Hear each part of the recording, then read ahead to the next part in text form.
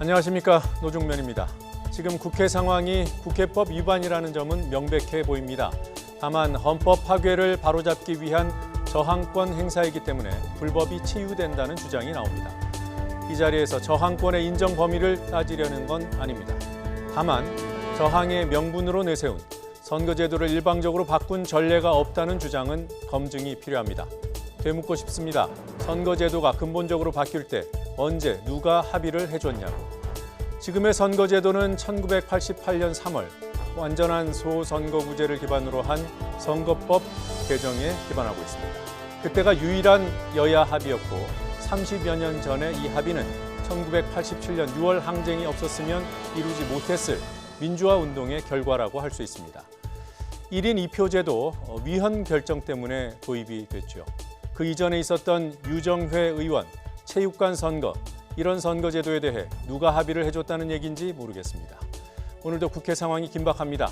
이 밖에도 더 뉴스는 국회 상황에 대한 YTN의 여론조사, 몸통을 향하고 있는 삼바 수사, 그리고 승리와 정준영 등에 주목하겠습니다. 주요 뉴스부터 정리합니다.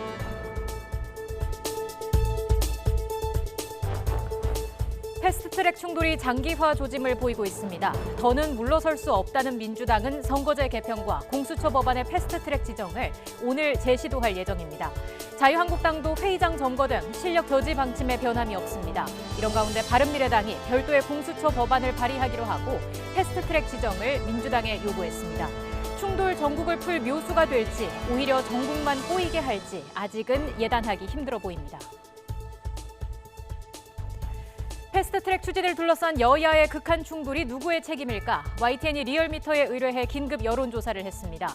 자유한국당의 물리력 행사 때문이라는 답이 43.8%, 민주당의 무리한 패스트트랙 추진에 책임이 있다는 답이 33.1%, 여야 모두의 책임이라는 답이 16.5%를 기록했습니다.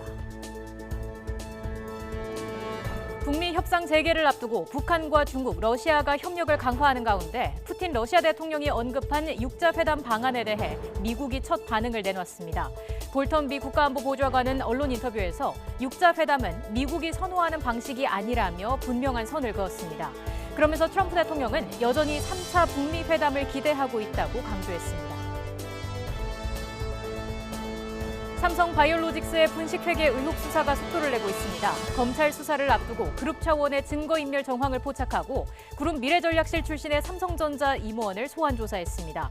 증거인멸 혐의로 영장심사를 받는 자회사 임직원 2명의 구속 여부는 오늘 저녁 결정됩니다.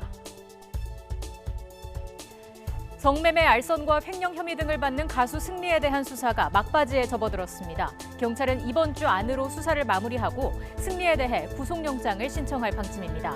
정준영 단톡방 집단 성폭행 의혹에 대해서는 가수 최종훈을 비롯한 대화방 멤버 일부를 출국 금지 조치했습니다. 더 뉴스 본격적으로 시작합니다.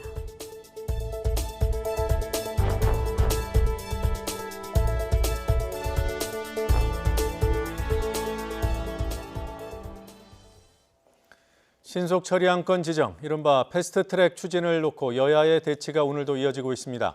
자유한국당은 오늘도 회의장을 점거하고 있습니다. 바른미래당에서 새로운 제안이 나왔지만 여야 4당이 이르면 오늘 패스트트랙 지정에 나설 가능성이 작지 않습니다. 긴장도가 높아지고 있는 국회 연결해 보겠습니다. 최기성 기자. 네, 국회입니다. 네, 뒤로 사람들이 많이 보이는군요. 지금 최 기자가 있는 곳이 어디입니까? 네, 제가 지금 있는 곳은 국회 사개특위 회의장입니다.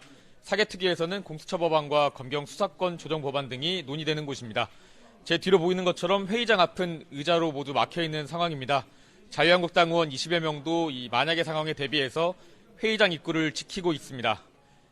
신속처리안건 지정을 주도해온 민주당은 언제든지 회의를 열 수 있는 상황이라면서 비공개 의원총회에서 향후 전략과 대응 방안을 논의하고 있습니다.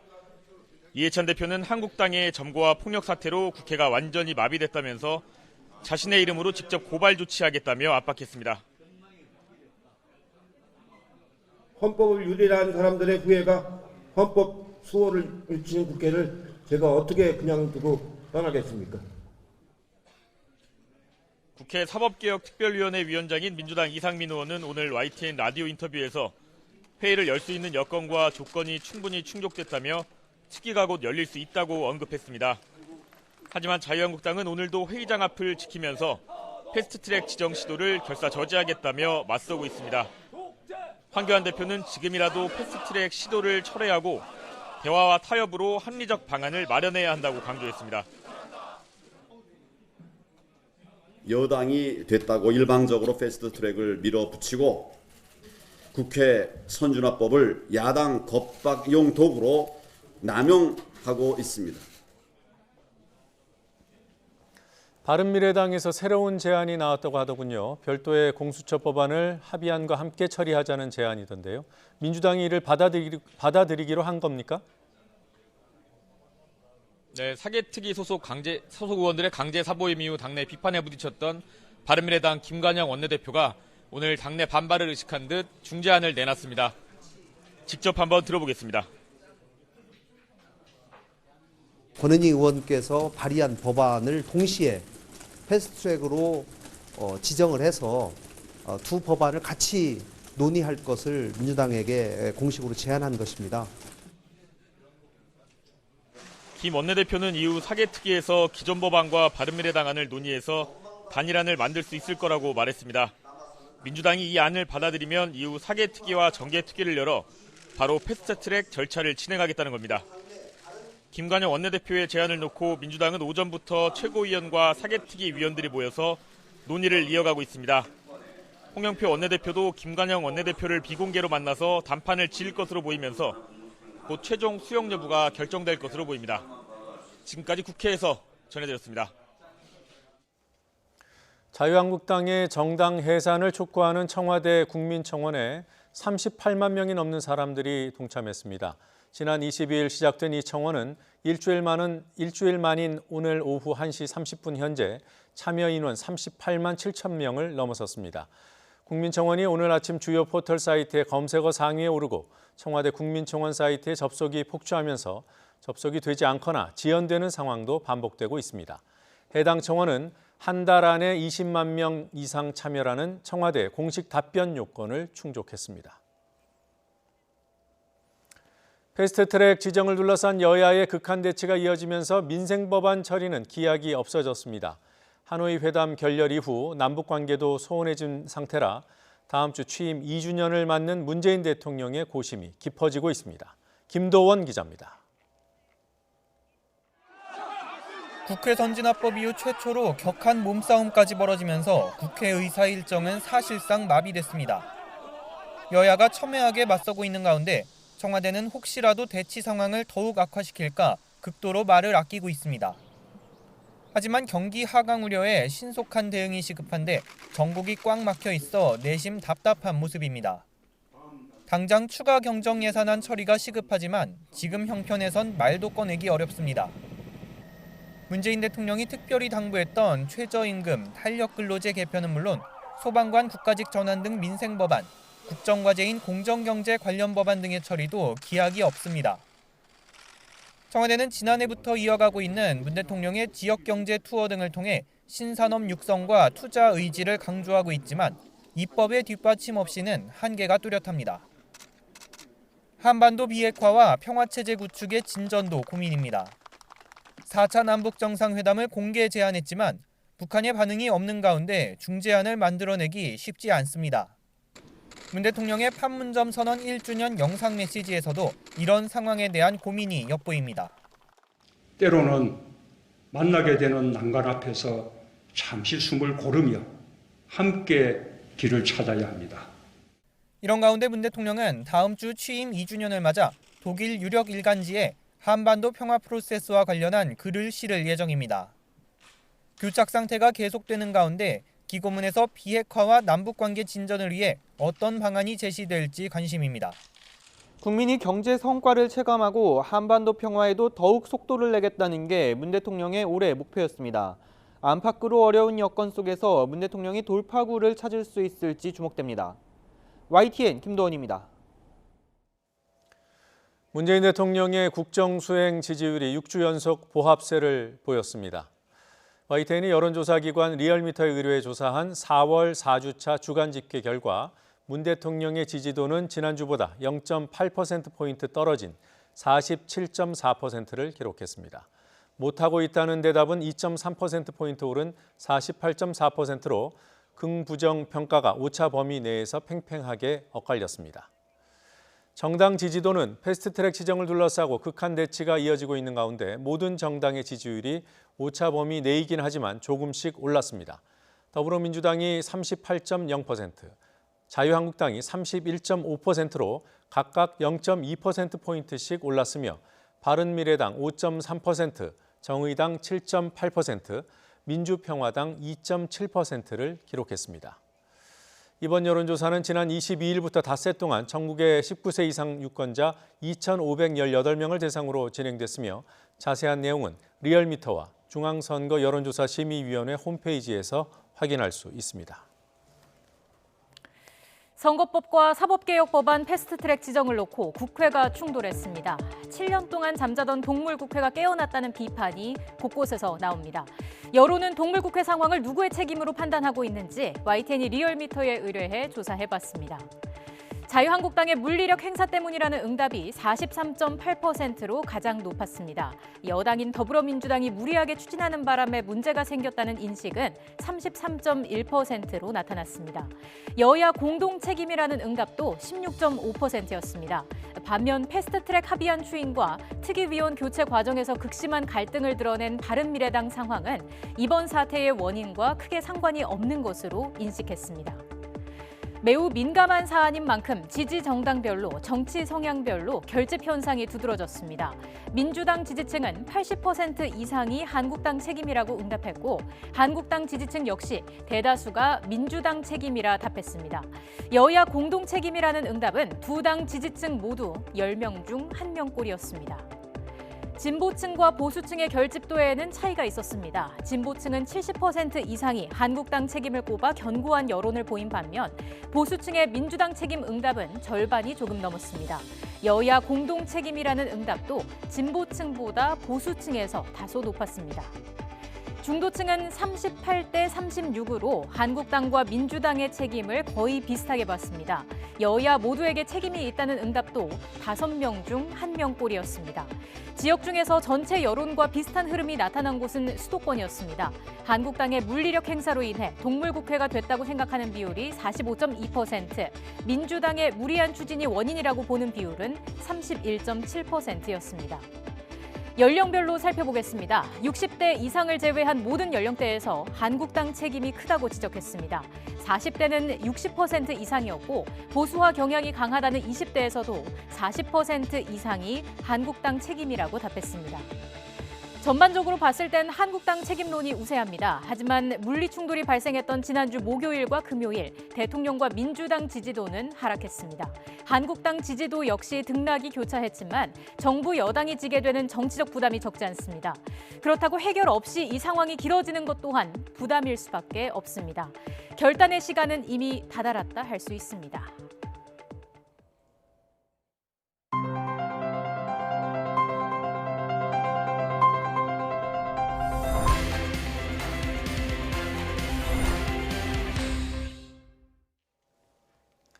성매매, 알선과 횡령 등의 혐의를 받는 가수 승리 씨에 대한 수사가 막바지에 접어들었다고 합니다. 최근 승리 씨에 대해 고강도 조사를 벌인 경찰은 이번 주 안으로 수사를 마무리하고 구속영장을 신청한다는 방침입니다. 취재기자 연결합니다. 부장원 기자. 네, 사회부입니다. 네, 이번 주에 가수 승리에 대한 수사가 마무리된다고요? 네, 가수 승리의 성접대와 횡령 혐의에 대한 수사가 조만간 마무리될 전망입니다. 서울지방경찰청 관계자는 오늘 기자간담회에서 승리와 동업자인 유인석 전 유리홀딩스 대표에 대한 수사를 이르면 이번 주 안으로 마무리하겠다고 밝혔습니다. 앞서 경찰은 최근 승리와 유 전 대표를 각각 4번씩 불러 조사하는 등 성접대 의혹 관련 내용을 집중적으로 추궁했습니다. 승리가 그동안 경찰 조사를 받은 것만 모두 15번입니다. 이 과정에서 유 전 대표는 지난 2015년 12월 일본인 사업가 일행을 초대한 자리에서 성접대가 있었다고 인정했습니다. 또 서울 강남의 클럽 아레나와 필리핀 팔라완에서 열린 승리의 파티에 참석한 유흥업소 여종업원들은 경찰 조사에서 성관계 사실 등을 인정한 상태입니다. 승리가 이 여성들을 동원한 40대 여성들에게 1,500만 원을 지급한 사실도 확인됐습니다. 이렇게 동업자까지 혐의를 인정하고 관련 증거가 속속들이 나오고 있지만 승리는 여전히 성매매 알선 혐의를 대체로 부인하고 있습니다. 서울지방경찰청 관계자는 사안의 중대성을 고려할 때 이번 주 안으로 승리와 유인석 대표에 대한 구속영장을 신청할 방침이라고 밝혔습니다. 정준영 단톡방을 둘러싼 집단 성폭행 의혹도 관심이 큽니다. 수사는 지금 어떻게 진행되고 있습니까? 네, 경찰은 최근 정준영과 최종훈 등 문제의 대화방 멤버들을 특수강간 혐의 피의자로 입건하고 수사에 착수했습니다. 현재까지 고소장이 접수된 건 2016년 1월 강원도 홍천과 같은 해 3월 대구 등 2건입니다. 6명이 가해자로 지목됐는데 두 사건에 모두 연루된 사람은 정준영과 최종훈, 버닝썬 직원 김모 씨 등 3명입니다. 이번 주부터 피의자 조사가 시작됐는데요. 경찰 관계자는 피해자에 대한 2차 피해 등이 우려돼 공개적인 소환 조사는 하지 않을 방침이라고 말했습니다. 한편 경찰은 연예인과 부유층 자제된 또 다른 강남 클럽 VIP들의 단톡방에서 여성 수십 명에 대한 불법 촬영과 유포가 이뤄졌다는 고소장을 접수해 수사에 나섰습니다. 현재까지 입건된 피의자는 14명으로 연예인과 클럽 직원들, 대기업 계열사 전 사장의 아들 등이 포함된 것으로 전해졌습니다. 피해 여성 A씨는 지난해 7월 멤버 중 한 명인 전 남자친구를 고소했고 당시 강남경찰서가 조사한 뒤 불구속 기소 의견으로 검찰에 넘겼습니다.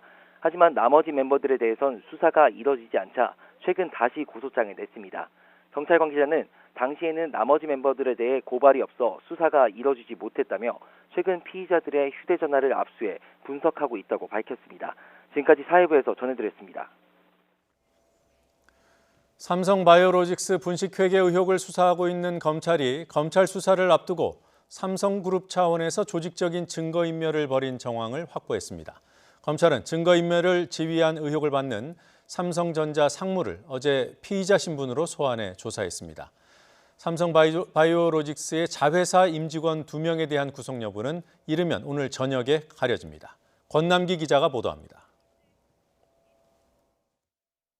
삼성 측이 검찰의 분식회계 수사를 앞두고 조직적으로 증거를 없앤 정황이 드러났습니다. 검찰은 삼성바이오로직스의 자회사인 삼성바이오에피스에서 직원들의 노트북은 물론 휴대전화까지 뒤져 회계자료 등 문제가 될 만한 자료를 지웠다는 진술 등을 확보했습니다. 삼성바이오에피스 임원 양모 씨 등 2명을 조사한 검찰은 그룹 차원에서 증거인멸을 지시했는지 의심하고 있습니다. 이와 관련해 검찰은 어제 삼성전자 사업지원 TF의 상무 A씨를 피의자 신분으로 소환해 조사했습니다. 삼성전자 TF는 지금은 해체된 삼성그룹 미래전략실의 후신으로 불리는데 A씨 역시 미전실 출신인 것으로 알려졌습니다. 양씨 등은 지난해 3월부터 직원 수십 명의 컴퓨터에서 JY나 합병, 미전실 등의 단어를 검색해 관련 자료를 삭제한 것으로 전해졌습니다. JY는 삼성그룹 내부에서 이재용 부회장을 뜻하는 용어입니다. 이들은 검찰 조사에서 자료를 대량 삭제한 사실은 인정하면서도 윗선 지시는 없었다고 주장한 것으로 알려졌습니다. 하지만 검찰은 이번 증거인멸 작업에 미래전략실 후신 조직이 투입된 점과 이재용 부회장 관련 자료를 집중적으로 삭제한 점 등을 주목하고 있습니다. 검찰은 삼성전자 A 상무가 삼성바이오에피스 임직원들의 증거인멸 과정 초기부터 작업을 함께한 것으로 보고 있습니다. 특히 양 씨가 자신의 상사인 고한승 삼성바이오에피스 대표의 휴대전화까지 검사한 사실이 알려지면서 윗선의 지시가 있었다는 의심은 더욱 짙어지고 있습니다. 검찰은 삼성바이오에피스 임직원 2명의 신병을 확보한 뒤 증거인멸을 지시한 윗선을 찾는 데 수사력을 집중할 계획입니다. YTN 권남기입니다. 구조동물 안락사 논란을 빚은 동물권 단체 케어의 박소연 대표에 대한 구속 여부가 오늘 저녁쯤 결정됩니다. 박 대표는 영장 실질 심사를 받기 전 안락사는 불가피했다고 주장했습니다. 또 자신은 구속이 두렵지 않기 때문에 도주할 이유가 없다는 말도 했습니다. 잠시 들어보시겠습니다. 저는 구속이 두렵지 않습니다. 그래서 도주할 이유가 없습니다. 케어의 안락사가 불가피하게 이루어져 왔다는 것에 인정합니다. 그리고 그 안락사의 불가피성, 끔찍하게 도살되는 동물들 85%를 살리고 15%를 인도적으로 안락사한 것이 과연 동물학대인지에 대한 법원의 판단, 그리고 3,300만 원이 제 개인을 변호한 것인지 그에 대한 판사님의 해안을 기다리겠습니다. 가습기 살균제 사건을 수사 중인 검찰이 안용찬 전 애경산업 대표에 대해 한 달 만에 다시 구속영장을 청구했습니다. 서울중앙지검 형사 2부는 지난 26일 안 전 대표와 애경산업 전직 임원 2명 그리고 이마트 전 임원 1명 등 모두 4명에 대해 업무상 과실치사상 혐의로 구속영장을 청구했습니다. 검찰은 애경이 가습기 살균제를 판매만 했다는 주장과 달리 제조 과정에 깊숙이 개입하고 원료 물질이 인체에 유해하다는 걸 사전에 알고 있었던 정황을 다수 확보한 것으로 전해졌습니다. 검찰은 이와 함께 애경으로부터 가습기 살균제를 넘겨받아 판매한 이마트도 안전성 주의 의무를 위반한 것으로 보고 이마트 임원에 대해서도 영장을 청구했습니다. 안 전 대표 등에 대한 구속 전 피의자 신문은 내일 오전 10시 반 서울중앙지방법원에서 열립니다. 검찰이 이재명 경기지사에게 구형한 형량은 징역 1년 6개월. 다음 달 16일 열리는 선고 공판에서 재판부가 검찰 구형을 어느 정도나 반영할지 주목됩니다. 어떤 결과가 나오든 이번 선고는 1심입니다. 하지만 대법원 확정 판결까지 올해 안에 모두 나오게 됩니다. 김우준 기자가 보도합니다. 이재명 지사는 결심 공판에 들어갈 때만 하더라도 특유의 당당함을 잃지 않았습니다. 강제 진단은 정당했다고 생각하시는 건지? 정당한 게 아니라 지방자치단체의 의무입니다. 하지만 법원을 나오는 이 지사의 표정은 달랐습니다. 구형량에 대해서 어떻게 생각하시는지? 글쎄요, 별다른 의견이 없습니다. 검찰은 친형을 강제 입원시켰다는 직권남용 혐의에 대해서는 징역 1년 6개월을 구형했습니다.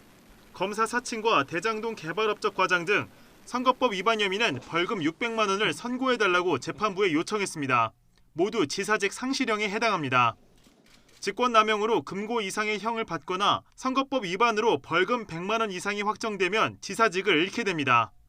그만큼 신중하게 구형을 했다고 보면 이런 사건의 경우에는 이제 재판부가 적어도 한 구형의 한 70-80% 정도 선에서 통과할 가능성이 있다는 점에서도 중형을 구형했다라고 볼 수 있습니다.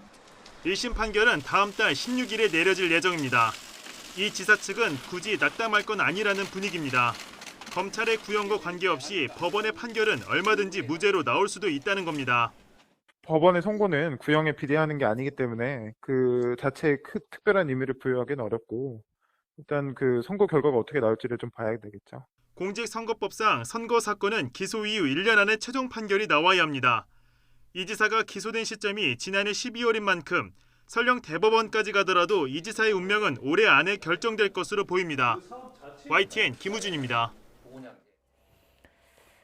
러시아가 대북 체제 안전 보장을 위해 제안한 육자 회담 틀은 미국이 선호하지 않는다고 볼턴 백악관 국가안보보좌관이 말했습니다. 그러면서 다시금 3차 북미 정상회담 가능성을 열어뒀습니다. 워싱턴에서 김희준 특파원이 보도합니다. 존 볼턴 백악관 국가안보보좌관은 북핵 육자회담은 미국이 선호하는 방식이 아니라고 선을 그었습니다. 폭스뉴스 인터뷰에서 북한과의 협상에 다른 나라들을 배제하려는 것은 아니라면서 이같이 밝혔습니다. 이어 김정은 위원장이 지금까지는 미국과 1대1 접촉을 원했고 그렇게 해왔다면서 트럼프 대통령도 3차 북미 정상회담을 기대하고 있다고 말했습니다. 또 트럼프 대통령은 김 위원장과의 관계가 좋고 과거 육자회담은 실패했음을 강조해왔다고 부연했습니다. 앞서 북러 정상회담에서 푸틴 대통령이 제안한 북핵 다자 협의틀을 일축한 겁니다. Глубоко убежден, что если мы дойдем до ситуации, когда нужно будет вырабатывать какие-то гарантии одной из сторон, в данном случае гарантии. 볼턴 보좌관은 이어 러시아와 중국에 북한에 대한 제재 이행 강화를 촉구했습니다. 또 단계적 비핵화 접근법은 실패했다며 일괄 타결식 빅딜 입장도 고수했습니다. 비핵화 협상은 미국이 주도해 풀어갈 테니 중국과 러시아까지 끼어들어 판을 복잡하게 만들지 말고 압박 공조만 해줄 것을 주문한 것으로 풀이됩니다. 볼턴 보좌관은 한편 북한에 억류됐다 송환돼 숨진 대학생 오토 원비어 석방 과정에서 북측이 제안한 치료비 명목 청구서에 미국이 서명은 했지만 돈을 지불하지는 않았다고 확인했습니다. 워싱턴에서 YTN 김희준입니다. 건강검진처럼 치과도 종합검진을 하는 시대가 열렸습니다. 최첨단 검사 장비와 치과 전문의들의 협진을 통해 종합적이고 객관적인 진단이 가능해졌습니다. 보도에 한영규 기자입니다. 치아와 잇몸, 턱 관절 등 구강 질환을 알아보기 위해 종합검진을 받습니다. 치과 전문의가 구강 전반을 검사하고 형광 분석 검사를 통해 충치나 풍치, 치태 상황을 파악합니다. 엑스레이 검사로 치아 뿌리와 턱 관절을 정밀하게 촬영합니다. 이렇게 수집된 정보를 영상 치의학 전문의가 판독해 종합적인 검진 결과가 제시됩니다. 평소에는 이제 치과 가기도 무섭고 해서 뭐 불편한 데가 있어도 참고 지내거나 잘 모르고 지나가는 경우가 많았는데 이제 구강 검진을 하게 되니까 전체적인 치아 상태에 대해서 평가를 받을 수 있어서 좋았습니다. 동적 구강 기능 검사로 관절과 근육, 아래턱의 움직임을 분석해 좌우 비대칭 환자의 치료에 관한 정확한 진단이 가능해집니다. 국내에서 처음으로 도입된 치과 종합검진을 통해 구강 건강 지수와 나이를 수치로 확인할 수 있고 객관적 검진 결과를 토대로 전문적인 치료를 할 수 있습니다. 검진을 통해서 자기 치아의 상태와 구강 건강도를 객관적으로 환자분들이 습득을 하시게 되면 그거에 따라서 치료의 시급성, 예방적 조치 이런 항목들을 결정할 수가 있습니다. 입속에서 음식물 찌꺼기와 세균이 결합하면 치태가 생기고 이것이 굳어지면 치석이 됩니다. 치석은 잇몸에 염증을 일으키고 심할 경우 잇몸뼈를 녹아내리게 해 치아를 잃을 수도 있습니다. 건강한 치아를 유지하기 위해서는 정기적인 구강 검진과 치료, 올바른 칫솔질과 치간 칫솔 사용, 스케일링을 통한 구강 위생 관리가 필수적입니다. YTN 한윤규입니다. 예나 지금이나 도시 속 아파트 하면 딱딱하고 조금 정형화된 모습이 떠오르실 겁니다. 하지만 최근에는 이런 기존의 틀을 거부하고 소비자의 취향을 반영한 아파트 디자인들이 속속 등장하고 있습니다. 김현우 기자입니다.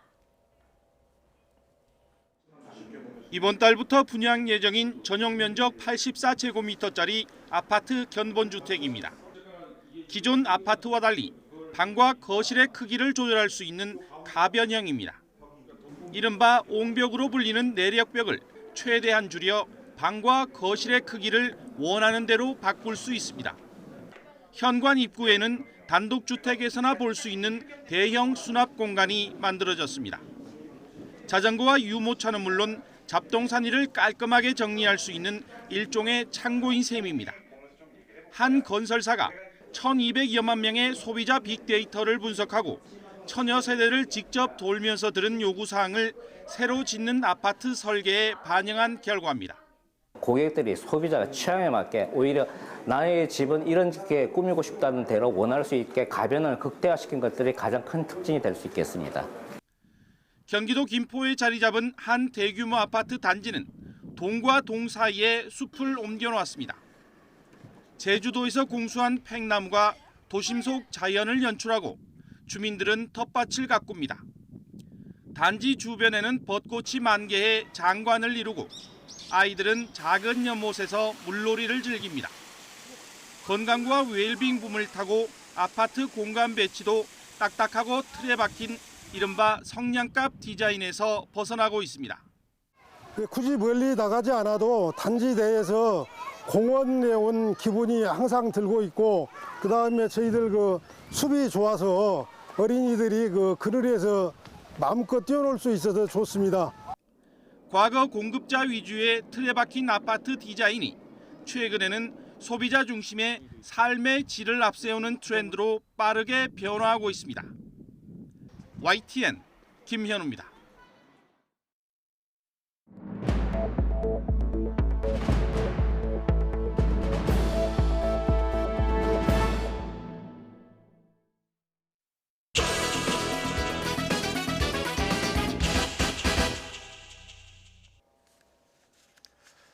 여야 1:1 미니토론 더 정치 시간입니다. 오늘 주제도 패스트트랙입니다.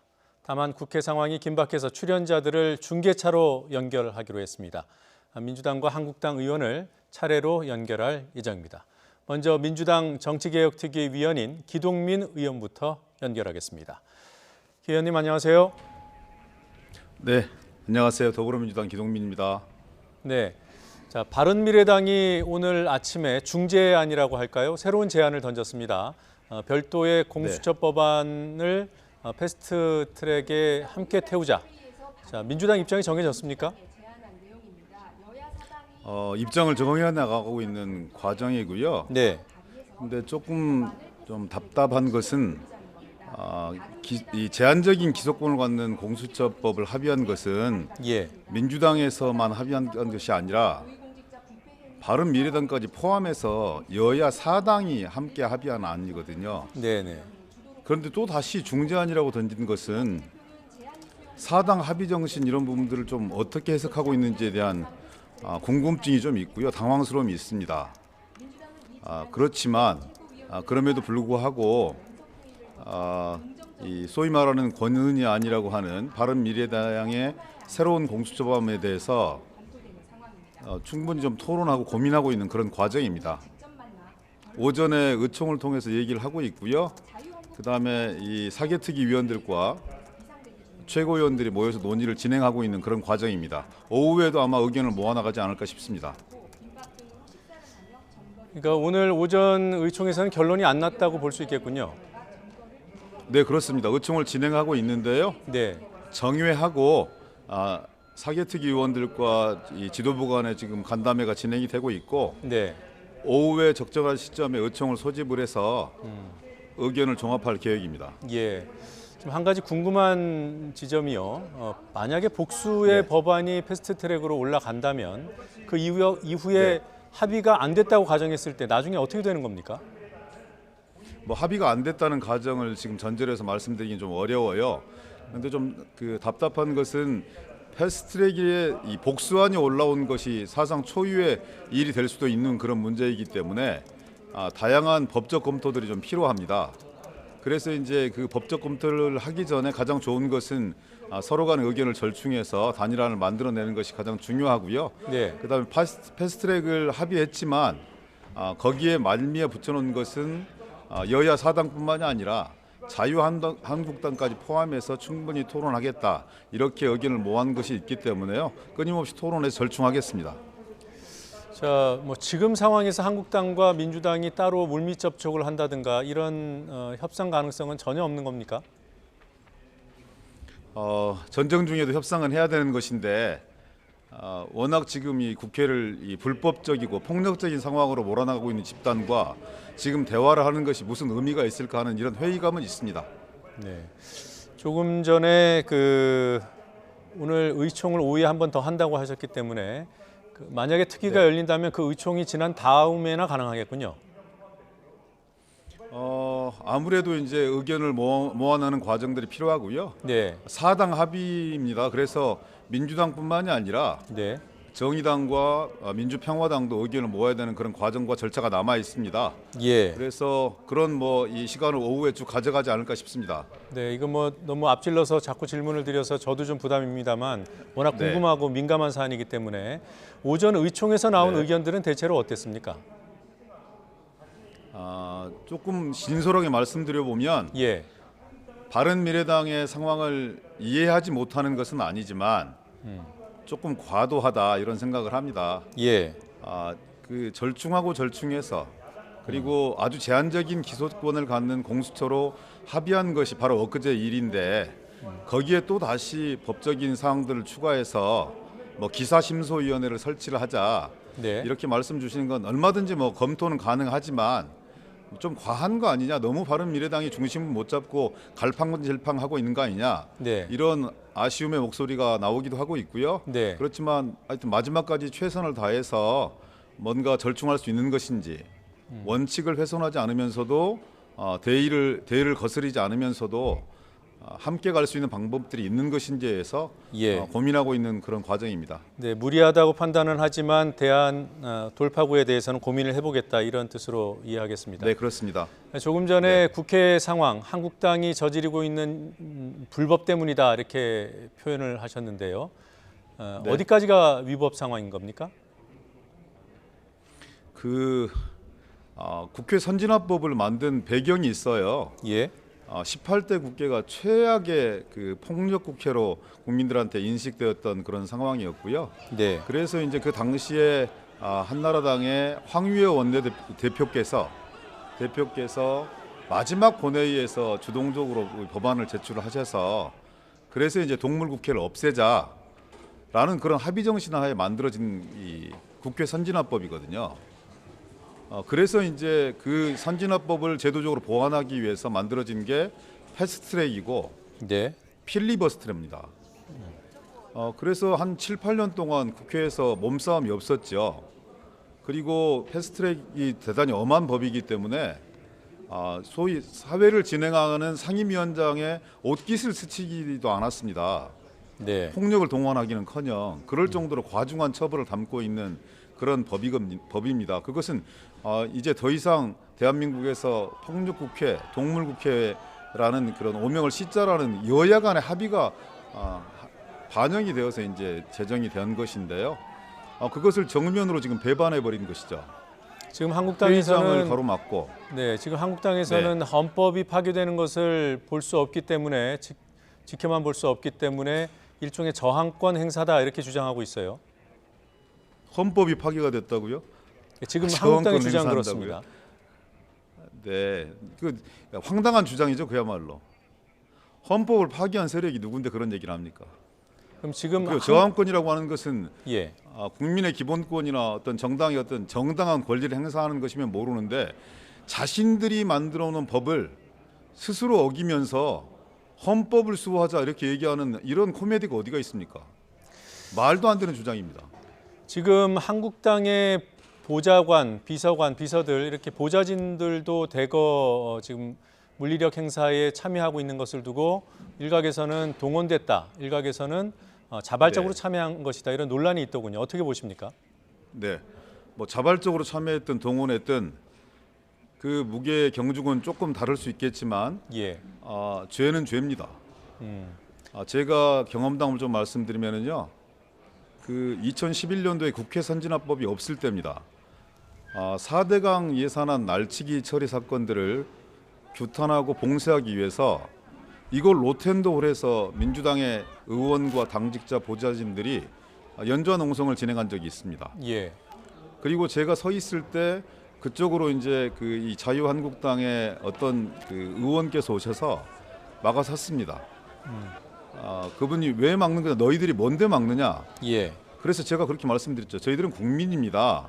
그리고 반말하지 마십시오. 이렇게 가벼운 몸싸움과 언쟁이 주고받아졌어요. 네. 근데 저 검찰에 의해서 기소되었고요. 네. 법원에서 재판받아서 벌금 400만 원 받았습니다. 네. 지금은 국회 선진화법은 훨씬 더 엄해서요. 정상적인 회의를 방해하거나 다른 수단을 동원해서 회의를 진행하지 못하게 하는 행위는 뭐 징역 5년 혹은 벌금 1,000만 원, 또 과중하다면 징역 7년, 벌금 2천만 원에 처해지게 돼 있습니다. 예. 그래서 500만 원 이상 받으신 분들은 피선거권이 제한이 되고요. 그리고 보좌진 당직자들도 500만 원 이상 벌금을 받으시면 공무 담임권이 제한이 되어서 공무원 생활을 할 수 없습니다. 국회 일을 못한다는 겁니까? 이렇게 무겁고 엄청난 법을 지키지 않고 또다시 이것을 불법적으로 사주하고 선동하는 나경원 대표, 정말 젊은 사람들 이렇게 인생에 빨간 줄 긋게 해서는 안 됩니다. 당장 처리하셔야 됩니다. 지금 이런 얘기들이 있습니다. 지금 서로 고발전을 하고 있지만 나중에 네. 합의를 이루면서 취하할 것이다. 그럴 가능성이 없다고 보시는 건가요? 국회 선진화법은 잘 아시다시피 친고죄나 반의사 불벌죄가 아닙니다. 예. 본인의 의사와는 상관없이 설사 만에 하나 뭐 이 민주당이나 정의당에서 소를 취하한다 하더라도 그 수사는 진행되게 되어 있습니다. 네.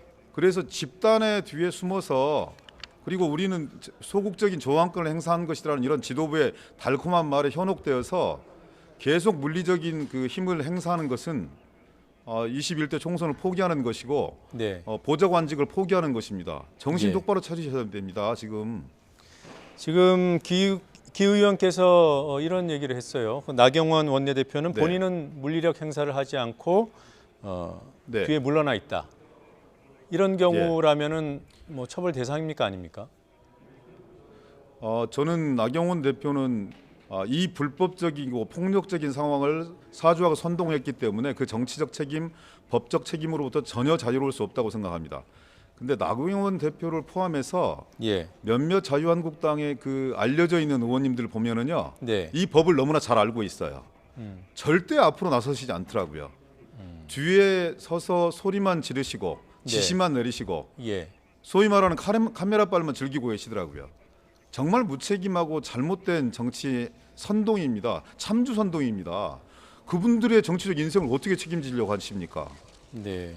정말 저는 도저히 지도부로서는 가질 수 없는 그런 정치적 상식을 가진 분들이다. 더 이상 이런 불법적인 상황을 조장하면 안 된다 이렇게 생각합니다. 예, 알겠습니다. 네, 지금까지는 민주당의 입장을 들어봤고요. 곧 이어서 한국당 성일종 의원 연결해서 또 들어볼 예정입니다. 네, 지금까지 기동민 민주당 의원과 얘기 나눴습니다. 기 의원님 말씀 여기까지 듣겠습니다. 고맙습니다. 네, 고맙습니다. 네, 잠시 뒤에는 한국당 입장 또 중계 연결해서 들어보겠습니다.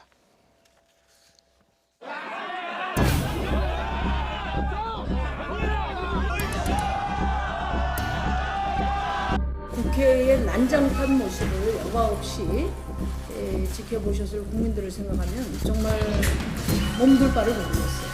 그래서 정말 주말만이라도 난장판 모습을 보여드리지 말아야겠다.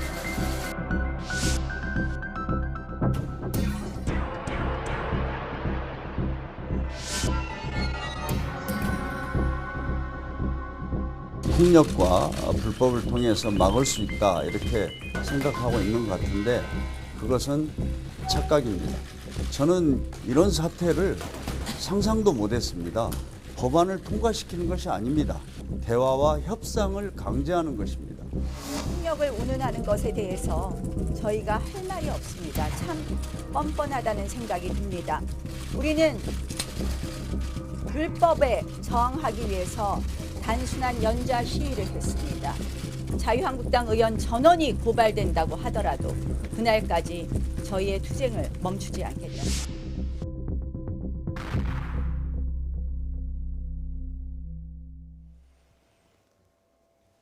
네, 이번에는 한국당 입장 알아보죠. 이분도 국회 현장에서 연결하겠습니다. 성일종 자유한국당 의원 YTN 국회 중계석에 나와 있습니다. 성 의원님 안녕하세요.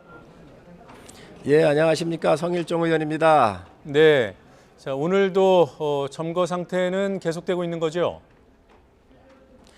점거라고는 표현은 좀 문제가 있고요. 그렇습니까? 여당의 기습적 처리를 대비해서 네. 저희가 지금 현재 두 개의 회의실 앞에서 비상 상황을 대비하고 있습니다. 네, 비상 상황에 대비하고 있는 지금 국회에 혹시 여당과 물밑 접촉, 비공식 접촉이라도 이루어질 가능성은 전혀 없는 겁니까? 네, 지난주에 저희 원내대표께서 여당 원내대표한테 회의를 진행하자고 이렇게 여러 가지 말씀하신 거로 알고 있는데 오늘 현재까지는 뭐 특별하게 진행되는 것이 없는 거로 알고 있습니다. 네. 바른미래당이 오늘 오전에 별도의 공수처 법안도 패스트트랙 지정 안건으로 올리자 이런 제안을 하지 않았습니까? 자유한국당에서는 이런 제안을 어떻게 평가하는지요? 타당의 일이기 때문에 저희가 뭐라고 얘기하는 것은 좀 문제가 있다고 보고요. 네. 저희는 작년도 12월 15일 날 각 당 대표가 협의한 것들이 있습니다. 예. 제가 잠깐 보여드릴 텐데 우리 국민들께서 이 부분을 좀 잘 보셨으면 좋겠습니다.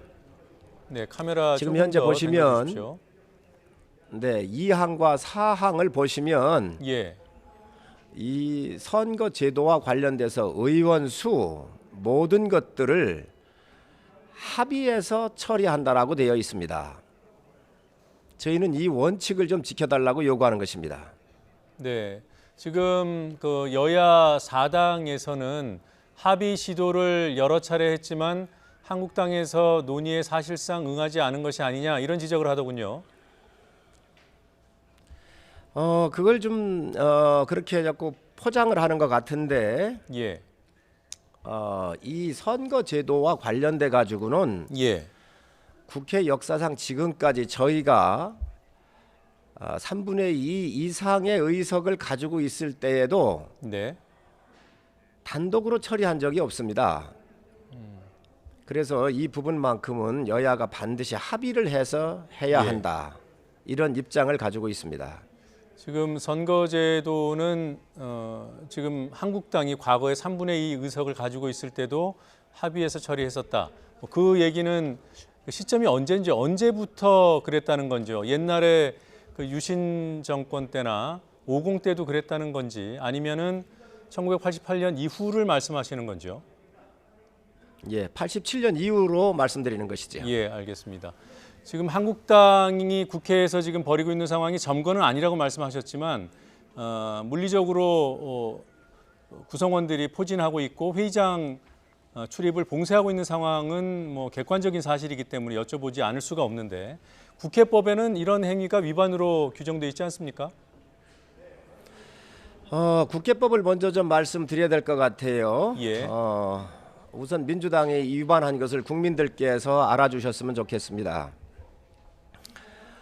이번에 이 법안을 접수를 의안과에 해야 되는데 예. 이것을 이메일로 접수를 했다는 것이지요. 예. 이 접수할 때는 다 법령 체계가 있습니다. 네. 행정부는 전자정부법이 있고요. 네. 또 사법부는 민사소송에 있어서의 전자문서 이용에 관한 법률이 있습니다. 예. 입법부에는 이러한 법안이 없는 거예요. 그래서 지금까지 한 건도 전자로 접수한 적이 없었고요. 예. 그러다가 보니까 여당이 물리력을 행사한 거지요. 저는 아주 잘못된 일이라고 생각을 합니다. 일단 의안과의 저희 당 이야기는 네.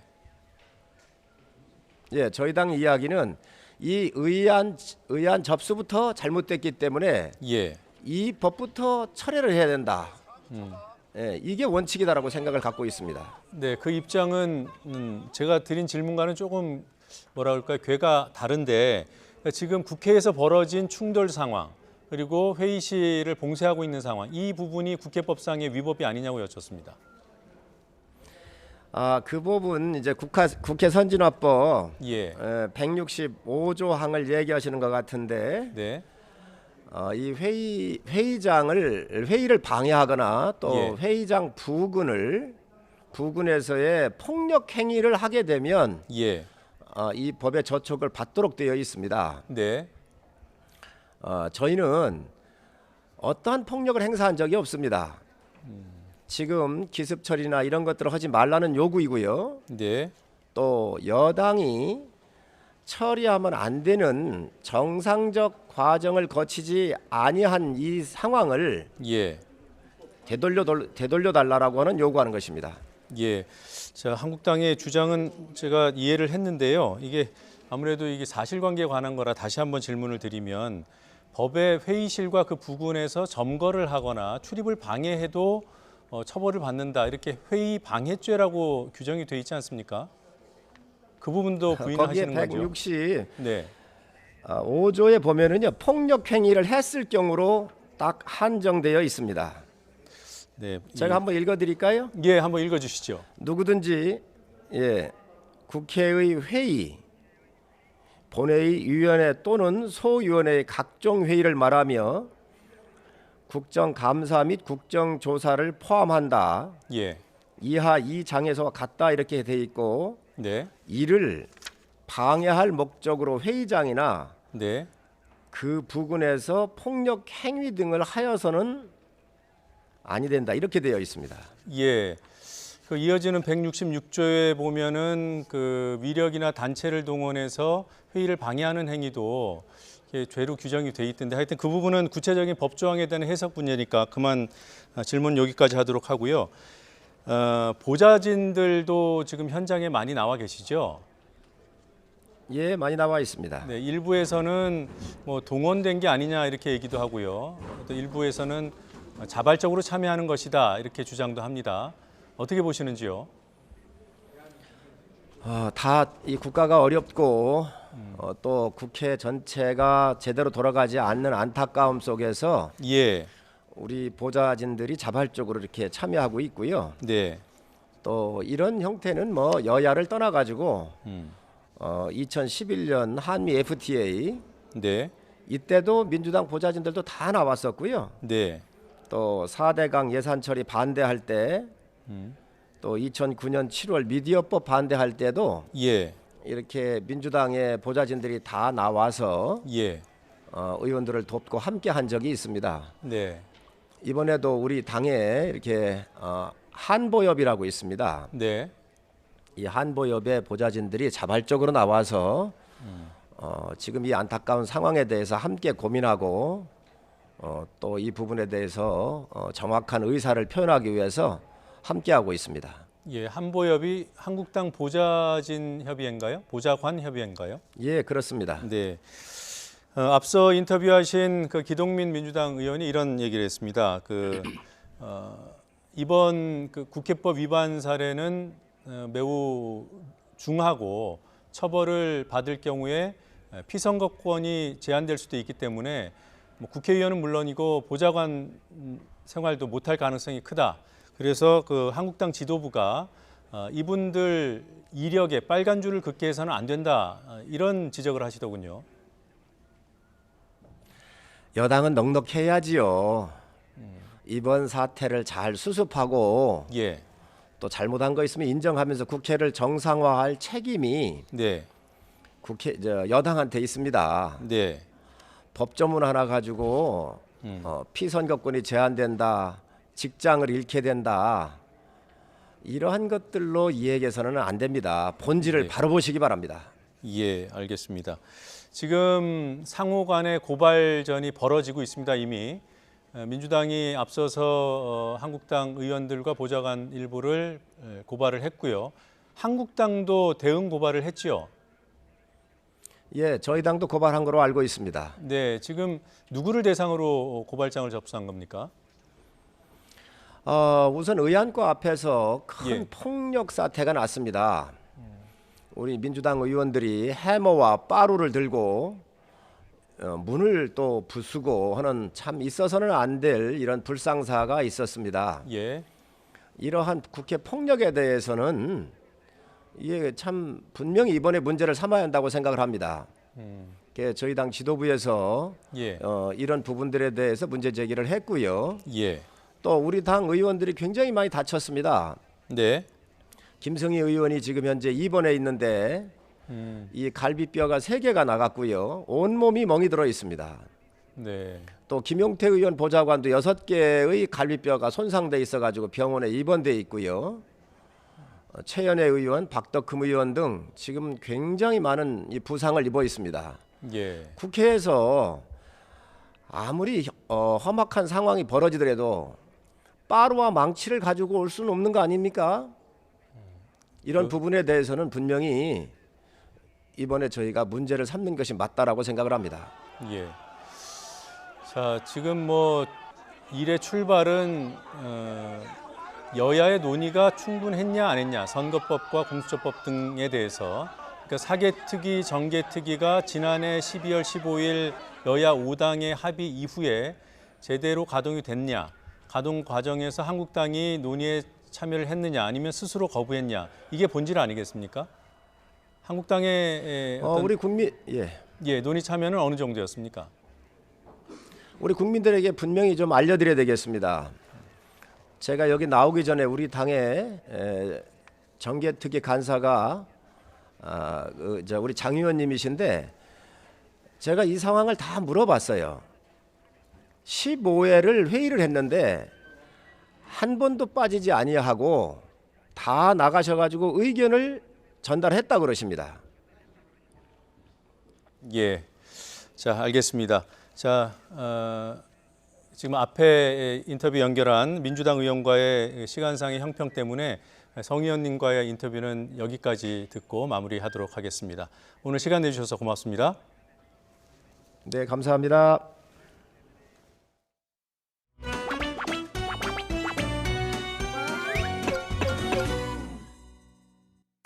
자유한국당이 일으킨 불법 감금, 점거, 폭력 사태로 국회가 기능이 완전히 마비되어 있습니다. 자유한국당이 독재 타도 헌법 소홀을 외친다는 게 어울리기는 하나요? 제 이름으로 고발 조치를 하겠습니다. 제가 정치를 이제 마무리할 사람입니다. 그러나 제가 마무리하면서 국회의 실선은 바로 잡고 마무리를 하겠습니다. 국회의 실선은 바로 잡고 마무리를 하겠습니다.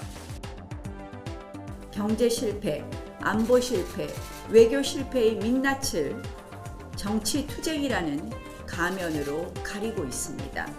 그리고 이 정부의 무능을 꼬집는 우리 당을 향해 수구, 퇴보 세력 등으로 매도하면서 마녀 사냥을 하고 있습니다. 이제 야합의 사슬을 끊어내십시오. 범여권 3당에게도 촉구합니다. 역대 최압의 야합 정치의 결말은 늘 토사구팽이었습니다. 역대 최압의 야합 정치의 결말은 늘 토사구팽이었습니다. 패스트트랙은 최장 330일까지 논의를 강제하는 절차에 불과합니다. 그런데 보수 세력은 왜 이 같은 사실을 왜곡하고 격렬하게 반대만 하고 있습니까? 그들은 개혁에는 관심이 없기 때문입니다. 역사의 발전을 위해서는 100% 최선의 선택이 아닐지라도 때로는 자선 또는 심지어 착을 선택해야 할 때가 있습니다. 지금이 바로 그러한 때입니다. 최선의 선택이 아닐지라도 때로는 자선 또는 심지어 착을 선택해야 할 때가 있습니다. 지금이 바로 그러한 때입니다.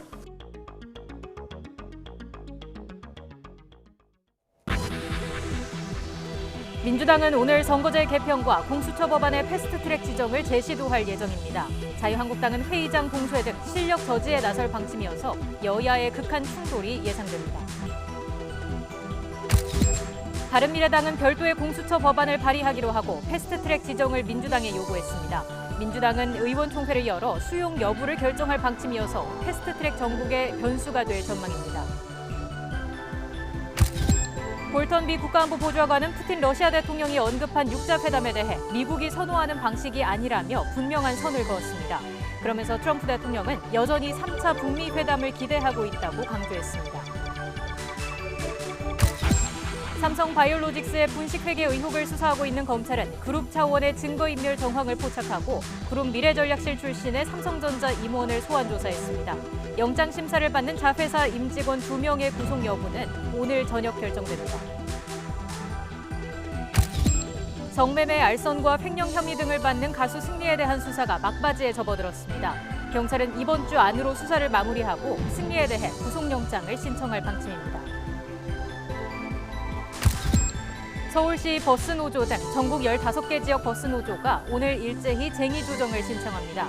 노조는 다음 달 15일까지 협상이 타결되지 않으면 총파업에 나설 것을 예고했습니다. 국회 상황 다시 알아봅니다. 패스트트랙 추진을 놓고 여야의 대치가 이어지고 있는 가운데 상황에 키를 쥐고 있는 바른미래당이 새로운 제안을 내놨습니다. 앞서 합의를 했던 민주당 등에서 어떤 방향으로 입장을 정리할지 관심입니다. 국회 취재기자 연결해서 알아보죠. 최기성 기자. 네, 국회입니다. 자, 이르면 오늘 패스트트랙 지정을 다시 추진할 수 있다는 이런 관측이 나오던데요. 현재 그곳 분위기 어떻습니까? 네, 제가 지금 나와 있는 곳은 국회 사개특위 회의장입니다. 아직까지 별다른 움직임은 없지만 회의장 입구가 의자로 막혀 있는 것을 볼 수 있습니다. 자유한국당 의원 20여 명도 만약에 상황에 대비해서 회의장 앞을 지키고 있는 상황입니다. 신속 처리안건 지정을 주도했던 민주당은 오늘이라도 당장 회의를 열 수 있다면서 향후 전략과 대응 방안을 비공개 의원총회에서 논의하고 있습니다. 이해찬 대표는 한국당의 점거와 폭력 사태로 국회가 완전히 마비됐다면서 자신의 이름으로 직접 고발 조치하겠다며 압박했습니다. 헌법을 유린한 사람들의 구애가 헌법 수호를 외치는 국회를 제가 어떻게 그냥 두고 떠나겠습니까? 국회 사법개혁특별위원회 위원장인 민주당 이상민 의원은 오늘 YTN 라디오 인터뷰에서 회의를 열 수 있는 여건과 조건이 충분히 충족됐다며 특위가 곧 열릴 수 있다고 언급했습니다. 하지만 자유한국당은 오늘도 패스트트랙 지정 시도를 결사 저지하겠다며 맞서고 있습니다. 황교안 대표는 지금이라도 패스트트랙 시도를 철회하고 대화와 타협으로 합리적 방안을 마련해야 한다고 강조했습니다. 여당이 됐다고 일방적으로 패스트트랙을 밀어붙이고 국회 선진화법을 야당 겁박용 도구로 남용하고 있습니다. 바른미래당이 오늘 아침에 내놓은 새로운 제안, 별도의 공수처 법안을 같이 올리자 이런 거죠? 네, 그렇습니다. 사개특위 강제 사보임 이후 당내 반발에 부딪혔던 김관영 원내대표는 오늘 중재안을 내놨습니다. 직접 한번 들어보겠습니다. 권은희 의원께서 발의한 법안을 동시에 패스트트랙으로 지정을 해서 두 법안을 같이 논의할 것을 민주당에게 공식으로 제안한 것입니다. 네, 김 원내대표는 이후 사개특위에서 기존 법안과 바른미래당안을 논의해 단일안을 만들 수 있을 거라며 민주당이 이 안을 받아들이면 이후 사개특위와 정개특위를 열어 바로 패스트트랙 절차를 진행하겠다고 강조했습니다. 김관영 원내대표의 제안을 놓고 민주당은 오전부터 최고위원과 사개특위 위원들이 모여서 논의를 벌이고 있습니다. 홍영표 원내대표가 김관영 원내대표를 비공개로 만나서 담판을 지을 것으로 보이면서 곧 최종 수용 여부가 결정될 것으로 보입니다. 지금까지 국회에서 전해드렸습니다. 구조동물 안락사 논란을 빚은 동물권 단체 케어의 박소연 대표가 구속심사를 받습니다. 구속 여부가 이르면 오늘 저녁쯤 결정된다고 하는군요. 취재기자 연결합니다. 차유정 기자. 네, 사회부입니다. 네, 박 대표가 받고 있는 혐의 다시 한번 짚어주실까요? 네, 이 박 대표의 핵심 혐의는 보호소 공간이 부족하다는 이유로 구조한 동물들을 안락사시킨 혐의입니다. 경찰 조사 결과 박 대표가 안락사를 지시하거나 직접 실행한 동물 수만 200여 마리에 달합니다. 동물보호법에서는 정당한 사유 없이 동물을 죽음에 이르게 하는 행위를 금지하고 있습니다. 이에 대해 박 대표는 오늘도 안락사는 끔찍하게 도살되는 동물을 위한 불가피한 선택이었다는 입장을 되풀이했습니다. 케어의 안락사가 불가피하게 이루어져 왔다는 것에 인정합니다. 그리고 그 안락사의 불가피성, 끔찍하게 도살되는 동물들 85%를 살리고 15%를 인도적으로 안락사한 것이 과연 동물학대인지에 대한 법원의 판단, 그에 대한 판사님의 해안을 기다리겠습니다. 여기에 더해 박 대표는 후원금 3,300만 원을 개인 변호사 선임 비용으로 횡령한 혐의도 받고 있습니다. 동물보호 등을 위해 모금한 기부금 일부를 사채 처리 비용 등 목적 외로 쓴 혐의도 있습니다. 경찰 관계자는 수사 결과 혐의가 충분히 인정됐고 안락사시킨 동물의 개체 수도 워낙 많은 데다 도주와 증거인멸 우려도 있다며 영장 신청 이유를 밝혔습니다. 박 대표의 구속 여부는 이르면 오늘 저녁 결정될 것으로 보입니다. 지금까지 사회부에서 전해드렸습니다.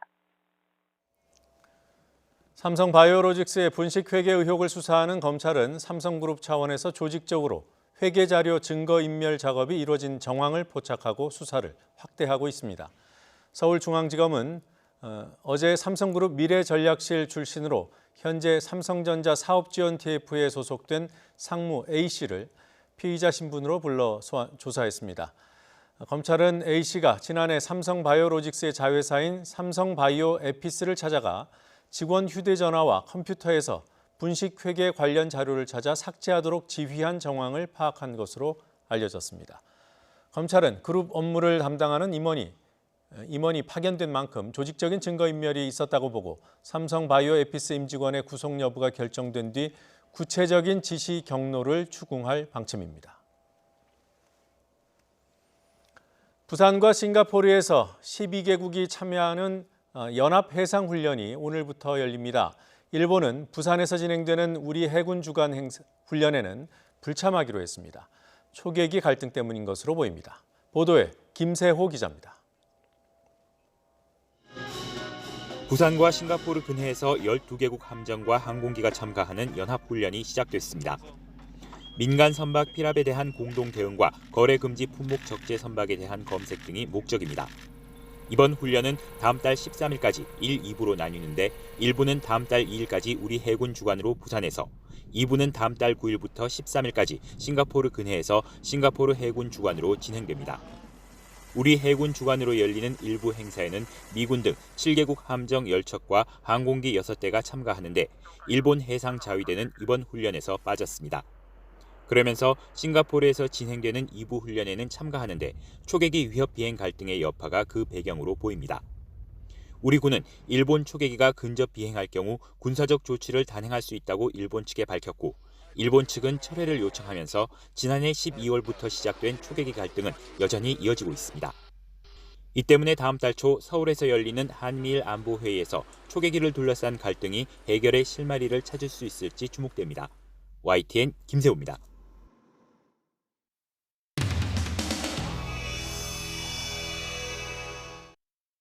이쪽에 한 번 더, 이쪽에. 무학과는 법안 제출을 받아주세요. 접수를 받아주십시오. 파손입니다. 기물 파손. 네, 기물 파손. 저희 보좌관도 여기에 법안 밀고 들어오지 마세요. 매 맞고 갔다고 합니다. 애 맞기는 밀고 들어오지 마세요, 기자분들. 네, 안에서도 지금 의학과 직원분들이 거의 감금 상태예요. 여보세요? 안에서 문 여는 거예요? 좀 복잡해서 지금.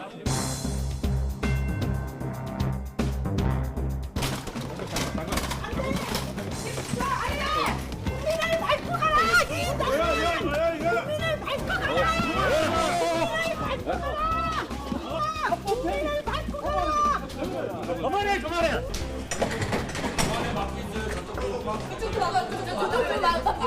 그쪽 마세요.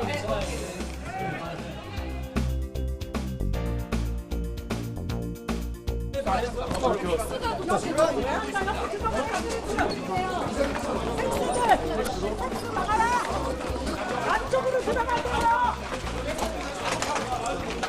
국민 거기는 민주당은 각성하라. 그만하세요.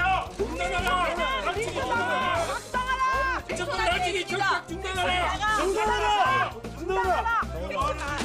독재 입법 공수처법 국민을 죽인다. 아니 왜 그래?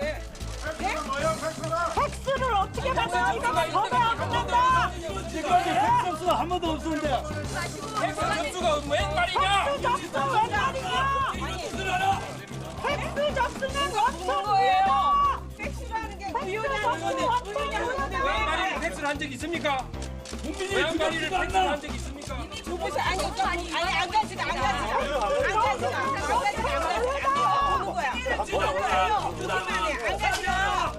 팩스 접수는 원천 무효다. 이 불법을 보십시오. 이 사람들 하는 짓거리를 보십시오. 원천 무효. 팩스 접수. 당장 그만둬라. 잠깐 이거 누가 이거 팩스를 받으라고 누가 했죠? 지시했나?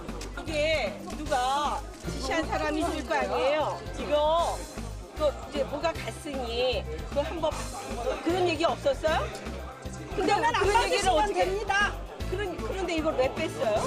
그런데 이걸 왜 뺐어요? 누가 얘기를 했어요? 팩스가 들어왔으면 뭐 아무것도 모르는데 왜 뺐습니까? 그렇죠? 빼면 안 되죠. 네? 이거 누가 지시했습니까? 공무원 답하세요. 아니 그러니까 그냥 내버려 두면 되잖아.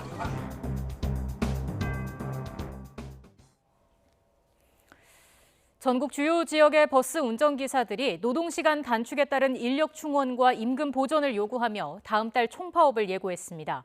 실제 파업으로 이어지면 전국의 노선버스 2만여 대가 운행을 멈추게 됩니다. 취재기자 연결합니다. 한영규 기자. 네, 한영규입니다. 네, 전국 버스노조가 다음 달 15일 총파업을 경고했습니다. 아직 절차가 남아있는 거죠?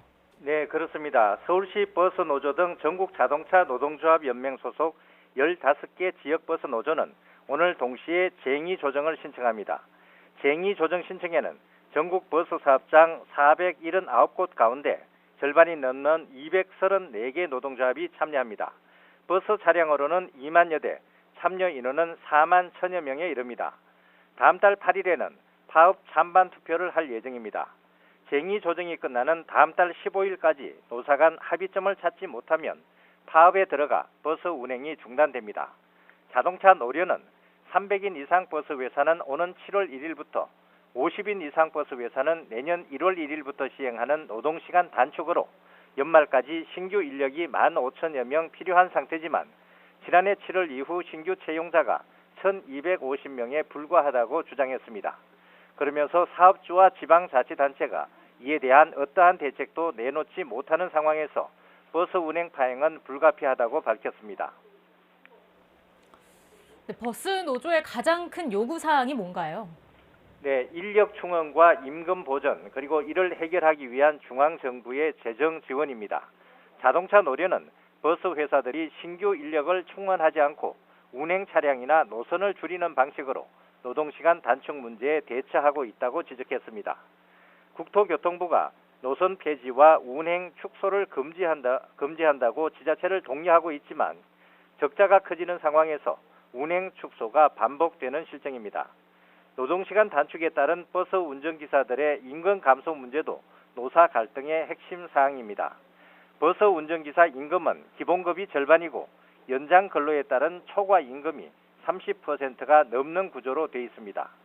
경기도 버스 운전기사들은 노동시간 단축으로 월 100만 원 정도 임금이 줄어든다고 주장하고 있습니다. 버스 노조는 버스 교통 정상화를 위해서는 중앙정부가 재정 지원에 적극 나서야 한다고 요구하고 있습니다. 그러면서 2015년 기준으로 대중교통 환승 할인 손실이 1조 4천억 원 정도 되는데 이를 모두 지방자치단체가 부담하고 있는 만큼 중앙정부의 재정 지원이 반드시 필요하다고 주장하고 있습니다. 지금까지 행정부에서 YTN 한윤규입니다. 아파트를 포함한 공동주택 1,339만 채의 공시가격이 확정됐습니다. 서울이 14% 올라서 12년 만에 최고 상승률을 기록했습니다. 지난달 공시 예정 가격이 발표된 이후 이를 수정해달라는 소유자의 요구가 지난해보다 22배 많은 2만 8천여 건 접수됐습니다. 취재기자 연결합니다. 이하린 기자. 네, 경제부입니다. 네, 지난달 발표된 공시 예정가에서 소폭 조정이 된 결과죠. 네, 그렇습니다. 지난달 15일 아파트를 포함한 공동주택 공시예정 가격 열람이 시작됐고 이후 3주 동안 소유자 의견 청취가 진행됐습니다. 공시가격은 각종 세금과 연계돼 있는데 올해 공시예정가에는 지난해 대폭 오른 시세가 반영된 만큼 가격을 내려달라는 의견이 많았습니다. 28,735건이 접수됐는데 98%인 28,138건이 하향 조정을 요구했습니다. 지난해 같은 기간 소유자의 수정 요구가 1,290건 접수된 것과 비교하면 22배 이상 많은 겁니다. 국토부와 한국감정원은 제출된 의견에 대한 현장 조사와 기초자료 분석 등을 통해 모두 6,183건을 조정했습니다. 108채의 가격은 올랐고 6,075채는 하향 조정됐습니다. 네, 서울 공동주택 공시가격은 12년 만에 가장 크게 올랐다고요? 네, 지난달 발표된 서울 공동주택 공시예정가는 지난해보다 14.17% 오른 것으로 집계됐는데 확정 공시가 상승률은 14.02%로 조금 낮아졌습니다. 소폭 조정됐지만 여전히 높은 상승률입니다. 지난해 대폭 오른 시세가 반영된 결과로 지난 2007년 이후 12년 만에 가장 크게 오른 겁니다. 전국적으로는 평균 5.24% 올랐고 시세 반영률은 지난해와 동일하게 68.1%를 유지했습니다. 서울 외 평균보다 많이 오른 곳은 9.77% 뛴 광주와 6.56% 상승한 대구입니다. 반면 울산과 경남, 충북 등 10개 시도는 지난해보다 공시가가 떨어졌습니다. 이번에 공시가격이 확정되긴 했지만 소유자는 내일부터 다음 달 30일까지 한 번 더 이의 신청을 할 수 있습니다. 국토부는 공시가와 연계된 재산세 분납 기준액을 현재 500만 원에서 250만 원으로 낮춰서 현금 납부 여력이 부족한 납세자의 부담을 완화할 방침입니다. 또 공시가 상승이 서민에게 미치는 영향을 분석해 건강보험료 부담을 줄여줄 필요가 있다고 판단되면 올해 11월 전까지 제도 개선을 검토할 계획입니다. 지금까지 경제부에서 YTN 이하린입니다. 홍남기 경제부총리 겸 기획재정부 장관은 현재로서는 경제성장률 목표치를 수정할 계획이 없다고 강조했습니다. 홍 부총리는 오늘 정부 서울청사에서 주재한 경제활력 대책회의를 마친 뒤 기자들과 만나 이같이 말했습니다. 앞서 정부는 올해 경제 성장률 목표치를 2.6에서 2.7%로 제시했습니다. 이와 함께 홍 부총리는 자동차 개별 소비세 인하 연장 여부에 대해서는 다음 달 말쯤 검토한 뒤 결정하겠다고 설명했습니다. 홍 부총리는 또 국제 유가가 오르는 상황에서 유류세 인하 폭이 축소되는 것에는 앞으로의 유가 전망까지 포함해 결정한 만큼 계획대로 진행될 것이라고 밝혔습니다. 홍남기 경제부총리는 그러면서도 성장률 제고를 위해 시스템 반도체 육성 등 민간 투자 활성화에 박차를 가하겠다고 강조했습니다. 직접 들어보시겠습니다. 우리 경제의 활력을 높이기 위해 무엇보다도 중요하고 시급한 과제는 민간 투자가 활발하게 일어나도록 하는 것입니다. 시스템 반도체 안건과 같이 민간 투자를 촉진하기 위한 여러 가지 업종별 대책을 5월과 6월 중 집중적으로 마련하도록 하겠습니다. 아울러 내수 활성화를 통해 우리 경제가 조속히 활력을 회복할 수 있도록 특히 서비스 산업 육성과 대책에 속도감을 내도록 하겠습니다. 올림픽 전초전이었던 세계 탁구 선수권 대회에서 우리나라는 최강 중국은 물론이고 일본, 유럽에도 밀리면서 동메달 하나에 그쳤습니다. 여자부는 세계 8강권에도 미치지 못하는 부진이 이어졌습니다. 부다페스트에서 서봉국 기자가 보도합니다. 남자 대표팀은 무엇보다 전략 종목인 이상수 정영식 복식조의 8강 탈락이 뼈아팠습니다. 2년 전 독일에 이어 2회 연속 메달을 기대했지만 이번 대 우승팀 마롱, 왕추친조의 덜미를 잡혔습니다. 안재현이 4강으로 자칫 노메달의 위기를 모면한 가운데 단식 이상수, 정영식, 장우진 모두 기대에는 못 미쳤습니다. 일본 에이스 하리모토, 미즈타니를 잡고서도 유럽의 깜짝 스타 스웨덴 팔크의 2명이 무너졌습니다. 안재현 선수가 기대 이상으로 4강까지 올라왔지만 이상수, 정영식 선수가 결국 16강에서 이렇게 고비를 넘지 못한 거는 그냥 넘기기는 좀 안 될 것 같고요. 2회 연속 메달에 실패한 여자 타구는 말 그대로 예견된 참사였습니다. 급하게 손발을 맞춘 여자 복식이 일본에 참패하는 등 단 복식 모두 8강 이전 중도 탈락했습니다. 부상과 선수 교체 등의 악재가 있었다고는 해도 현재 선수 구성과 대표팀 운영 방식으로는 내년 3월 부산 세계선수권과 올림픽도 위태로운 상황입니다. 1번이 중국이고 2번이 일본인데 저희들이 7나라가 지금 동메달 싸움을 하고 있는 지금 현실입니다. 국제대회 나가는 것보다 선수들이 좀 더 극한 훈련을 좀 더 노력을 하다 보면은 또 부상도 좋아지고. 귀화 선수에 의존하기보다는 나름의 탁구로 중국과 정면 승부하는 일본, 그리고 꾸준히 정상권 선수들을 길러내는 유럽이 한국 탁구에 적지 않은 교훈을 주고 있습니다. 안전이라는 희망을 발견하긴 했지만 한국 탁구가 1년 앞으로 다가온 도쿄올림픽에서 최강 중국에 도전하기 위해서는 먼저 일본과 유럽의 벽을 넘어야 한다는 해묵은 과제를 재확인했습니다. 부다페스트에서 YTN 서봉국입니다. 당구 프로리그 PBA 출범을 앞두고 가장 먼저 프로 전향을 선언한 선수가 있습니다. 국내 톱 랭커 선수 가운데 한 명인 강동궁 선수입니다. 양시창 기자가 만났습니다. 당구 연습장에서 큐를 조립하고 초크를 칠하는 일. 강동궁 선수가 지난 25년 동안 매일같이 반복해온 일이지만 요즘은 기분이 남다를 수밖에 없습니다. 오는 6월 아마추어가 아닌 프로 선수로 첫 발을 내딛기 때문입니다. 아직은 조금 마음은 좀 들떠 있는 단계고 확실히 시작이 되어봐야 저도 조금 느낄 것 같고 그렇습니다. 스포츠 전문 마케팅 업체가 팔을 걷어붙이고 3쿠션의 프로리그 PBA 투어의 출범을 선언한 지 2달. 동호인 1,200만이라는 인프라를 등에 업고 흥행을 거둘 것으로 전망됐지만 세계 당구연맹 UMB가 PBA 참여 선수들은 월드컵 등 기존 대회에 참가할 수 없다고 제동을 걸면서 상황이 복잡해졌습니다. 선수들이 머뭇거릴 수밖에 없는 상황. 강동궁은 과감하게 프로 전향을 선택했습니다. 프로가 성공해야 저희 밑에 있는 후배들이나 이 스포츠를 우리가 진짜 진정성 있게 쳐도 된다. 강동국은 지난 2013년 세계 3쿠션 당구 월드컵에서 우승하며 세계의 이름을 알렸고 지난해 세계 팀 선수권 대회 우승과 LG U+배 마스터스 3위를 차지하는 등 국제 무대에서 최정상급 선수들과 어깨를 나란히 했습니다. 비록 이벤트 경기였지만 지난 13일 프로 무대에서 맞붙을 세계 랭킹 2위 쿠드론과의 전초전에서 기선을 제압하며 기대감도 높였습니다. 초대 챔피언 항상 하고 싶고 더 열심히 해서 제가 이 프로가 시작되고 나서 정말 거기에 한 축을 담당하는 선수가 되었으면 좋겠다는 생각입니다. 프로리그 흥행을 짊어진 강동궁 선수의 도전에 당구 팬들의 기대감이 커지고 있습니다. YTN 양시창입니다. 충청 이남에는 비가 내리고 있습니다. 하지만 내일은 전국이 맑고 따뜻한 봄 날씨를 되찾는다고 합니다. 날씨 알아보겠습니다. 권혜인 캐스터.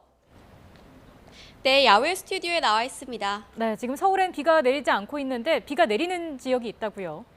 네, 그렇습니다. 제가 나와 있는 서울 상암동은 하늘이 흐리기만 하지만 충청과 남부지방에는 비가 내리고 있습니다.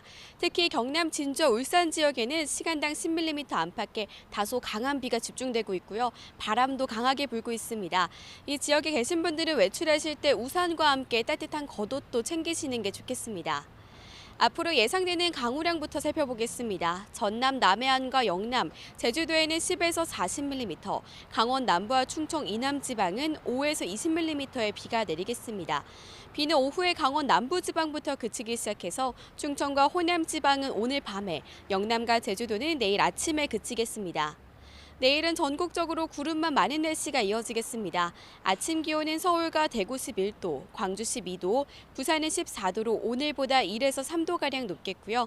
낮 동안 기온이 크게 오르며 따뜻하겠습니다. 서울과 광주 23도, 대구 21도, 부산 19도로 오늘보다 5에서 9도가량 높겠습니다. 5월이 시작되는 수요일에는 전국에 봄비가 내리겠고요. 이후 어린이날 황금 연휴까지 맑은 날씨가 이어지겠습니다. 내일까지 남해안과 제주도에는 초속 10m 안팎의 강한 바람이 불겠고요. 남해상과 제주 해상에는 물결도 높게 일겠습니다. 항해와 조업하는 선박은 각별히 주의하시기 바랍니다. 지금까지 상암동 야외 스튜디오에서 YTN 권혜인입니다.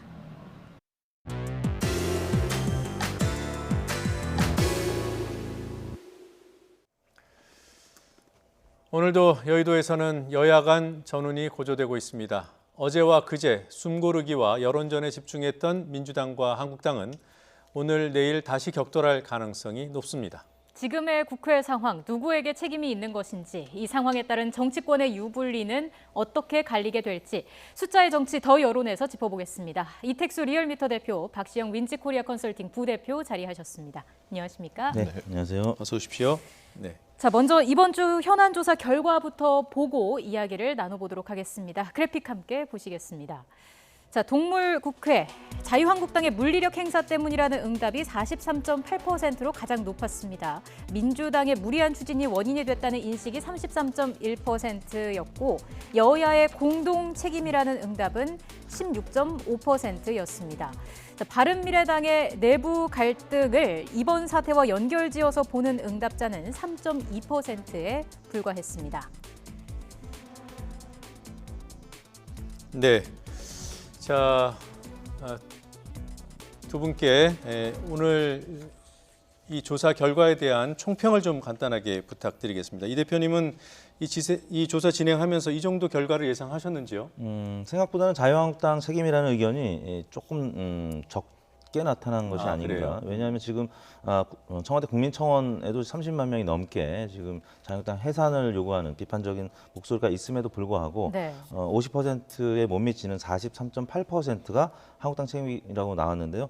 네. 한 10%포인트가량 한국당 책임을 더 묻고 있는데 결정적으로는 이제 50대와 중도층에서 좀 갈린 모습을 나타냈습니다. 오차 범위 내에서 50대와 중도층이 한국당 책임을 좀 묻는 네. 그래서 결과적으로는 한국당 책임을 묻고 있지만 잠시 후 소개해드릴 정당 지지율에서는 또 한국당 지지층이 결집했다는 측면에서는 한국당의 책임을 물으면서도 또 여당에도 책임을 묻는. 그래서 뭐 대략 그 여야 공동 책임까지 묶으면 한국당 책임 한 60% 정도 되고 네. 또 민주당 책임은 한 50% 정도 되는 그런 네. 모습이 나타났습니다. 예. 자, 현안 조사 결과를 좀 더 세부적으로 나눠서 본 결과를 본 뒤에 또 얘기를 나눠보도록 하겠습니다. 자, 먼저 연령별로 물었습니다. 60대 이상을 제외한 연령대에서 한국당 책임을 가장 크게 봤습니다. 40대에서 그 목소리가 가장 컸습니다. 자, 다음 그래픽도 함께 보실까요? 아무래도 민감한 정치 사안인 만큼 정치 성향별로 결집 현상이 두드러졌습니다. 민주당과 한국당 지지층 모두 대다수가 상대 당의 책임이 더 크다고 답했습니다.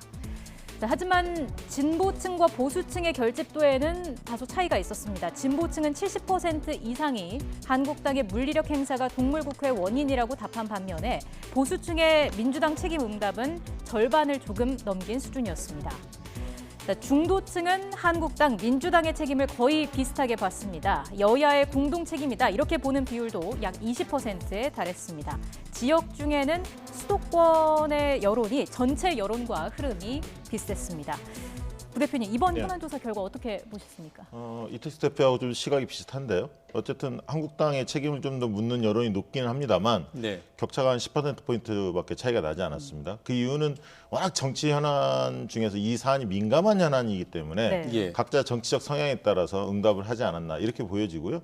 그리고 이제 언론이나 이런 등등에서 양비론 이런 것들이 이제 이런 사안들이 터지면 되게 양비론이 많이 팽배하는데 그런 어떤 논조들이 좀 많았던 게 영향을 미쳤다 이렇게 보여지고요. 지금 국민들이 볼 때는 두 가지인 것 같습니다. 하나는 패스트트랙 과연 통과될까 이게 첫 번째 관심 포인트고요. 두 번째는 못지않게 과연 위법 행위를 했던 불법 행위자들이 끝까지 이 법원의 판결을 받아서 처벌이 될까 이 두 가지를 모두 한번 좀 지켜보고 있는 게 아닌가 그런 생각이 듭니다.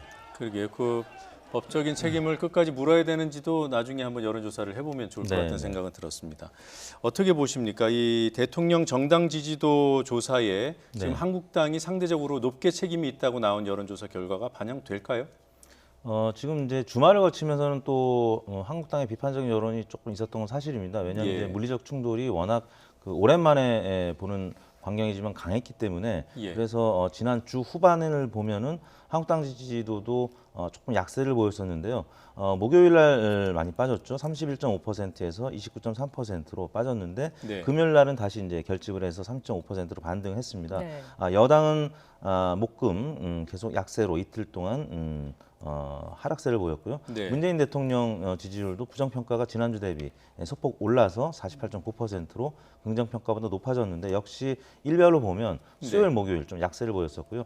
수요일 날 이제 문희상 의장이 입원했을 때만 해도 문재인 대통령 지지율이 좀 오르는 모습을 보였는데 주 후반에는 역시 당청이 이 여야 이 대치가 심화되면 당청 지지율이 조금 빠지는데 이번에도 비슷한 경향을 나타냈습니다. 그러니까 한국당의 지지도는 금요일에는 살짝 올랐지만 그 목요일에 워낙 많이 빠진 데 대한 뭐라고 할까요? 반등 이런 성격도 있는 것 같아요. 그렇습니다. 금요일 날 통과가 안 됐기 때문에 어쨌든 막아내지 않았습니까? 그러니까 이런 강대강 대치 국면에서는 지지층이 결집할 수밖에 없습니다. 그래서 민주당이나 한국당 소폭 상승을 했지만 중요한 것은 선거 국면으로 길게 보면 이 비호감도가 강화되는 것이 굉장히 좋지 않습니다. 결국 승패는 비호감층이 누가 크냐 여기에 달려 있거든요. 그래서 전투에서 이기고 전쟁에서 지는 그런 우를 범할 수도 있기 때문에 각 당이 너무 지지층만을 고민해서 행동하는 것은 심사숙고해볼 필요가 있다. 저는 그렇게 봅니다. 타협 가능성은 얼마나 있다고 보십니까? 그러나 지금 상황을 보면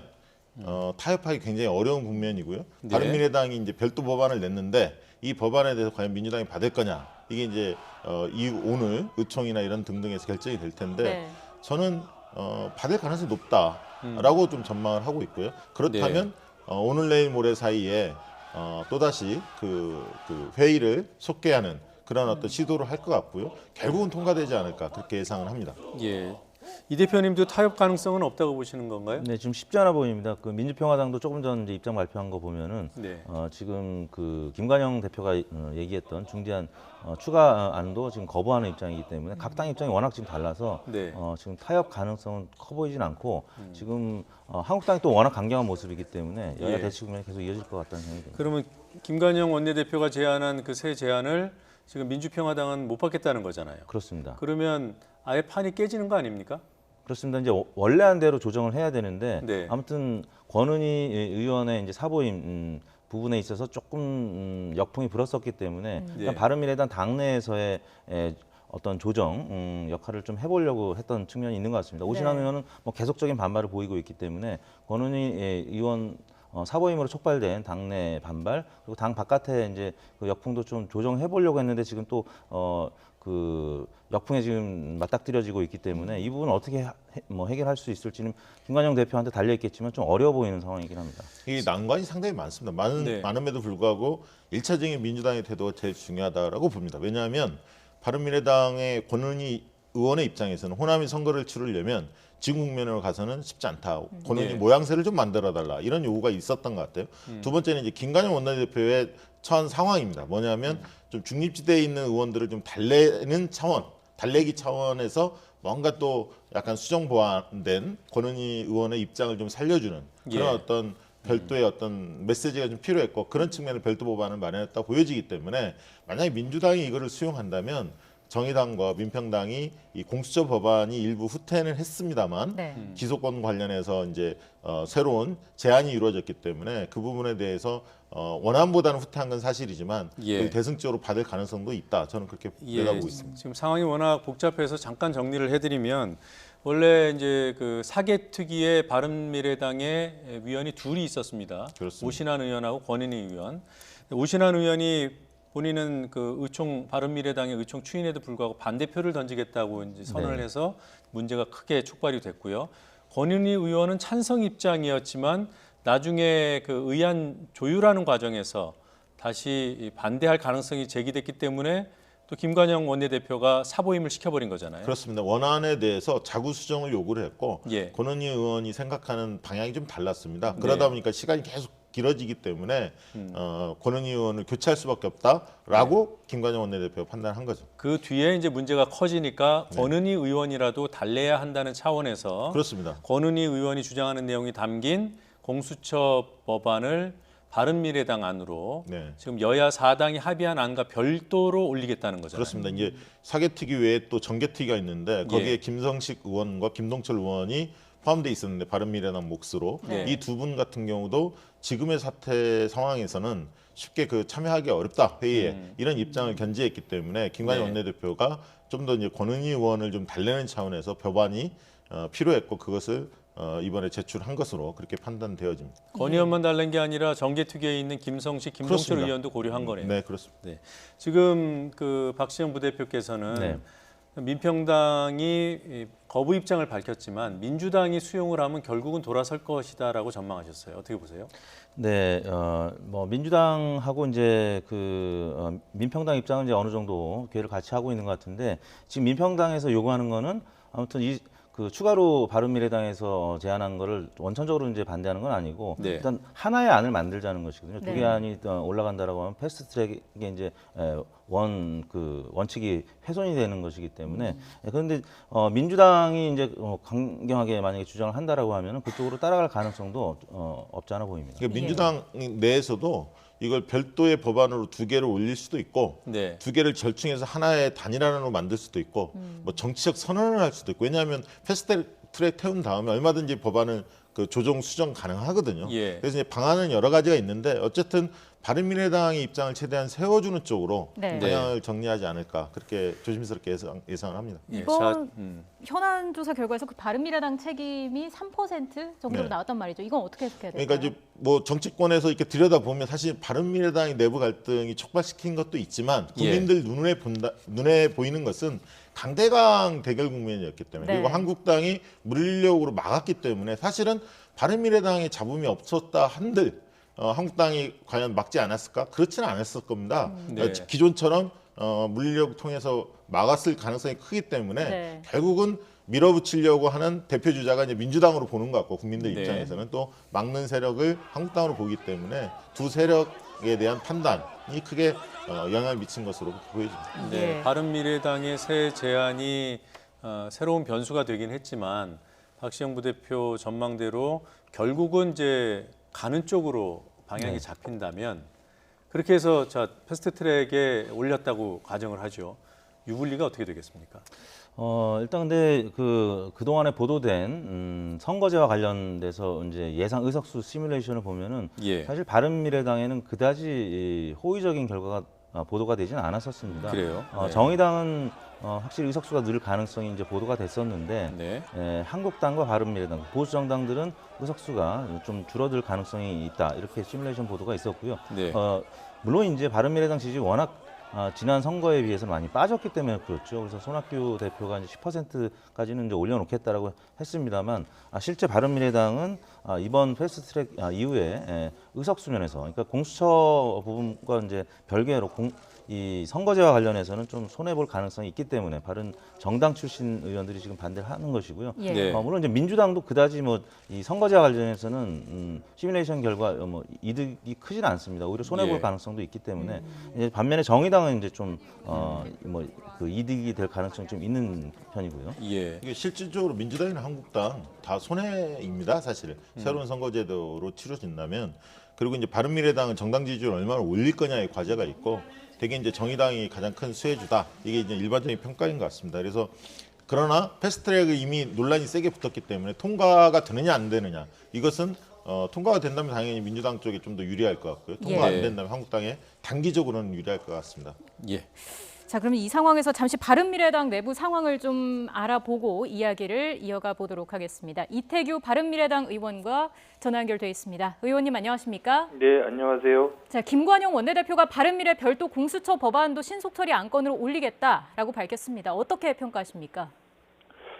글쎄요, 뭐 이거는 어쨌든 당내외에 김관영 원내대표가 했던 강제 사보임에 대한 이제 비판 여론이 굉장히 센데. 저는 이제 이 비판 여론을 좀 희석을 시키고 또 강제 사보임 당했던 권은희 의원의 어떤 입장을 좀 살려줘서 이 패스트트랙 처리를 조금 원만하게 가져가고자 하는 그런 의도로 이렇게 읽혀집니다. 권은희 의원은 동의를 한 걸로 봐도 될까요? 본인이 대표 발의자로 돼 있기 때문에 당연히 저는 이 법안 내용에 동의했다고 봅니다. 오신환 의원의 입장은 어떻습니까? 글쎄요, 그거는 오신환 의원하고 뭐 통화한 적은 없는데 오늘 오전까지 발언 내용을 보면 오신환 의원 입장에서는 이 사보임에 대한 강제 사보임에 대한 원상복구가 이루어지지 않는 상태에서의 어떠한 것도 의미가 없다. 뭐 이런 입장을 갖고 있고 김관영 원내대표의 조치에 대해서 어떤 이해나 양해도 본인은 한 적이 없다. 뭐 이런 입장을 계속 갖고 있거든요. 그래서 이번 법안 제출과 별개로 강제 사보임 문제가 해결되지 않는다면 이런 법안이나 이런 부분은 큰 의미부여를 하기 어렵다. 뭐 이런 입장으로 제가 이해하고 있습니다. 민주당은 수용을 할까요? 어떻게 보십니까? 글쎄요, 민주당은 어쨌든 패스트트랙의 어떤 이 부분을 반드시 좀 처리해야 되는 입장, 이걸 처리하지 못할 경우에 어떤 닥쳐올 어떤 여러 가지 정치적 부담, 전국 운영의 부담 뭐 이런 거기 때문에 결국은 바른미래당 권은희 의원 대표 발의 이렇게 낸 법안에 대해서 결국 수용할 수밖에 없지 않겠냐 뭐 이렇게는 보여집니다. 그리고 그런 가능성이 있기 때문에 저는 이 법안을 김관영 원내대표가 냈다고 이렇게 보고 있거든요. 자, 그리고 손학규 대표가 밝힌 내용입니다. 권은희 의원과 김수민 의원 최고위 참석하는 겁니까? 그거는 저는 잘 모르겠어요. 그건 이제 당사자들이 해결할 문제지만 지금 중요한 부분은 당내 갈등이라는 부분이 지금 이 선거법과 사법개혁 문제에 대한 패스트트랙 문제 이전에 당의 근본적인 갈등 원인이 이제 지난 4월 3일 보궐선거 참패하고 지금 총선거가 다가오고 있는데 선거 전망이 매우 어두워서 지금 나타나는 문제거든요. 그렇기 때문에 현재 지도부가 이 당을 더 이상 끌어갈 어떤 능력이 없다. 그렇기 때문에 책임을 지고 사퇴해야 된다. 이런 문제가 있기 때문에 결국은 또 당이 선거를 앞두고 어떤 비전과 대책을 갖고 올 수 있느냐 없느냐 이런 부분인데 이런 부분을 지도부가 계속해서 대안 없이 그냥 가려고 한다면 여기에 대한 두 분의 판단이 있지 않겠는가 이렇게 생각하고 있습니다. 자, 지난 26일 긴급 의총 때 상황을 좀 여쭙겠습니다. 9명만 참석을 했는데 이유가 있습니까? 글쎄 그날 제가 이야기로는 일단 원내대표가 12시인가 1시경에 소집을 하고 5시에 소집을 하고 오히려 본인은 또 불참을 했고요. 그리고 이제 금요일이기 때문에 주말에 지역 일정이나 이런 의원님들은 불가피하게 빠져서 양해를 구하신 분이 계십니다. 네. 그리고 또 그런 와중에 이제 또 같은 식구끼리 얼굴 붉히면서 불신임 뭐 이런 거 논의를 하는 데 대해서 부담을 갖고 계신 분도 저는 있다고 생각이 들거든요. 네. 예, 그럼에도 불구하고 이제 그런 분들도 제가 알기로는 어쨌든 강제 사보임은 잘못됐다 이런 생각은 갖고 계신 거죠. 사보임 철회가 안 될 경우에는 그 이후의 행보는 어떻게 됩니까? 글쎄 저는 이제 그런 거를 많이 우려를 하고 있는데 지금 이제 김관영 원내대표가 오늘 별도의 공수처 법안을 내고 이걸 가지고 이제 패스트트랙을 처리하겠다는 입장을 갖고 있기 때문에 그러면 그 전제라는 거는 이제 강제 사보임은 본인이 처리할 의사가 없다 이런 거를 간접적으로 저는 비췄다고 보여지거든요. 근데 여기에 대해서는 오신환 의원이 저는 이제 헌법재판소에 권한쟁의 심판 청구도 한 걸로 알고 있고 결국은 이 문제가 해결이 되지 않는다면 당내 갈등과 불신이 심화될 수밖에 없지 않겠느냐.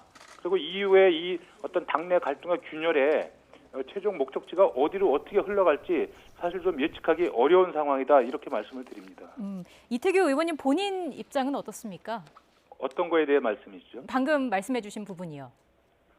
그 강제 사보임 문제 말씀인가요? 저는 강제 사보임 문제는 이거는 이제 의원의 소신과 양심을 저는 이거 가로막고요.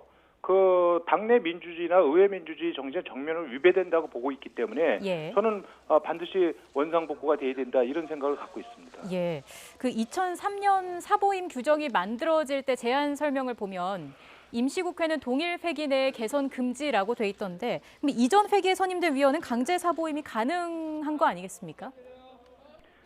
이 법안의 취지라는 부분은요. 그 법 그대로 하면 저는 의원의 의사에 반해서 강제 사보임 시키면 안 된다 이렇게 좀 이해를 하고 있고요. 물론 이제 해석에 따라 다르지만 그렇게 해서 이제 과거에 정치적인 목적으로 각 당들이 의원들을 수시로 바꾸고 또 지난번에도 이제 인사청문회나 이러면 이제 주 공격수다 뭐 이렇게 해서 또 바꾸고 그러지 않습니까? 네. 그래서 이렇게 해서 이제 의원의 그 소속 상임위 활동의 안정성을 깨뜨리는 행위들이 빈번하게 일어났는데 사실 그 부분이 법 취지에는 맞지 않는다. 저는 이렇게 생각이 듭니다. 예. 그 23일 의총에서 추인을 했습니다. 찬성 12명 대 반대 11명이었는데 상충되는 문제가 뭡니까?